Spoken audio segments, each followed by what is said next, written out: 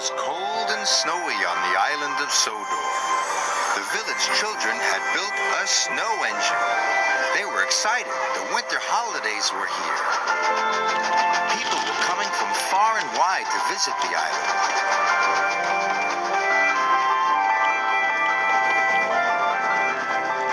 This year, there was even more snow than usual. It covered the island and blocked the roads. Bertie the bus couldn't take any passengers. So Sir Topham Hatt came to Tidmouth's sheds. "Percy, you are to pull the passengers today," said Sir Topham Hatt. Percy was worried. He usually took the mail or shunted freight cars. He hadn't pulled passengers for a long time. "Gordon will show you what to do," said Sir Topham Hatt, and he left. "I'm an express engine," huffed Gordon. "I shouldn't be slowed down by a small engine like Percy."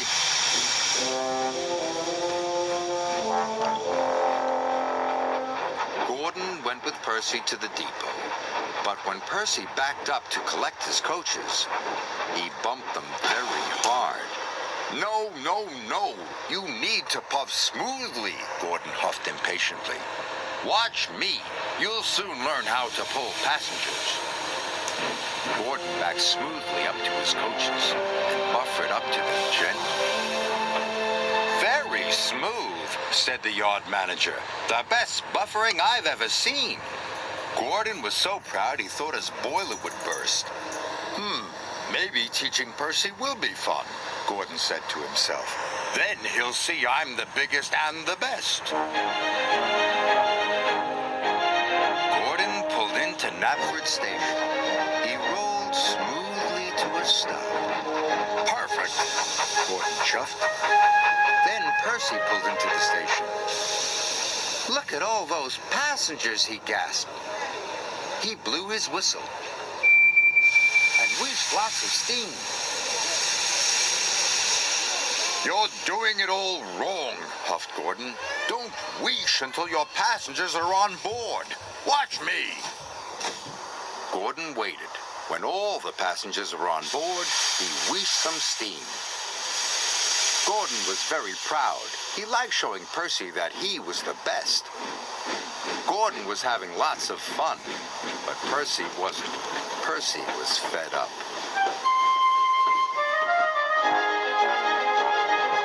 Gordon and Percy puffed across the island.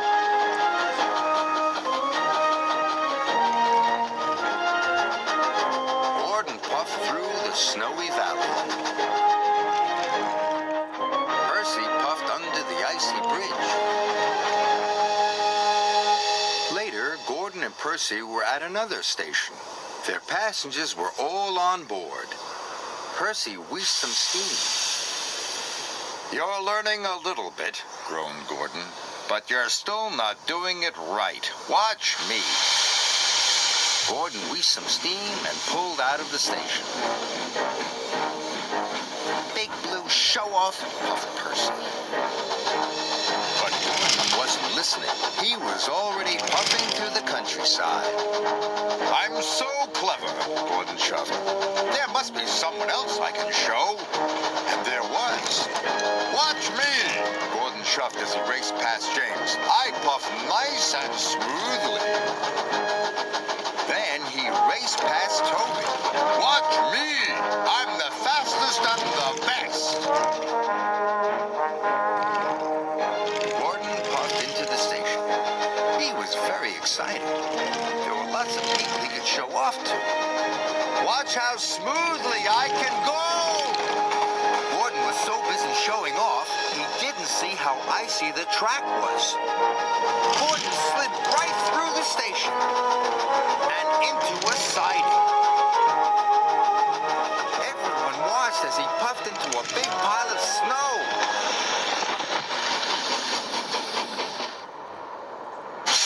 "Yuck!" coughed Gordon. Luckily, no one was hurt. Sir Topham Hatt was very cross. "I asked you to teach Percy," he said sternly, "not show off all afternoon." "Yes, sir. Sorry, sir," Gordon puffed quietly. Just then, Percy puffed past. He pulled smoothly into the station. All of Percy's passengers arrived safely at the platform.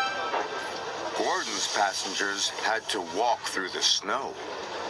Gordon was very embarrassed. His face was as red as Bertie the bus. But Edward soon pulled him out of the snowdrift.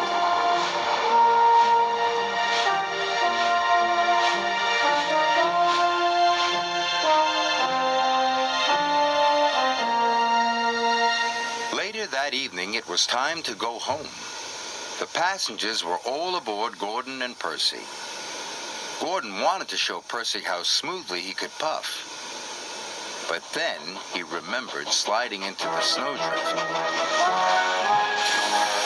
Gordon didn't want to look silly again. Percy, you go first, Gordon puffed. Show me how smoothly you can go. So Percy pulled smoothly out of the station, and Gordon followed.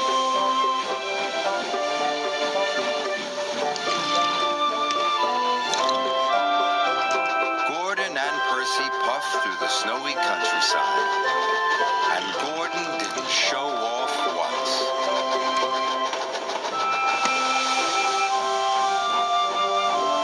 At last, Gordon and Percy arrived at Tidmouth's sheds. Did you see how smoothly I puffed? Asked Percy. Yes, said Gordon. You have learned very well. Percy was proud. But then again, Gordon added, I am a very good teacher.